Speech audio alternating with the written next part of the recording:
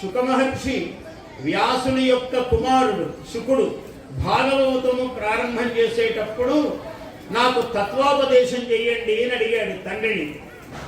అడిగితే అప్పుడు ఆయన శుకుడు ముందు నడిచి వెళుతున్నాడు. 16 ఏళ్ల వయస్సు వాడు. ఆయన నగ్నముగా వెళుతున్నాడు, వస్త్రాలు కట్టుకోలేదు.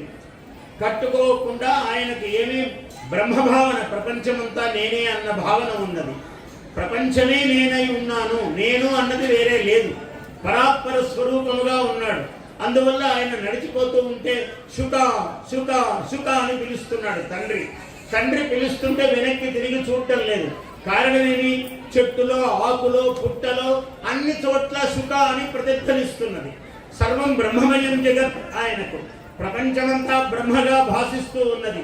కాబట్టి శుక అన్న పేరు తండ్రి పిలుస్తున్నట్టుగా లేదు, అందుకని వెనక్కి చూడటం లేదు.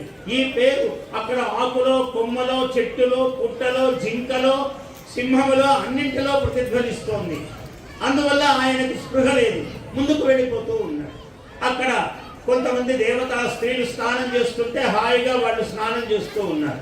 ఎప్పుడైతే 70 ఏళ్ళు దాటినటువంటి వ్యాస మహర్షి వచ్చాడో, బట్టలు కట్టుకున్నాడు. ఈయన పెద్దవాడు, గడ్డాలు మీసాలు నెరిసినటువంటి వాడు. ఆయన వచ్చాడో ఆ స్త్రీలందరూ పరపురుషుడు వస్తున్నాడని గబగబా చెట్టచాటుకు వెళ్ళి వస్త్రాలు చుట్టుకున్నారు. అది అంత గొప్పవాడు ఈ శుకుడు.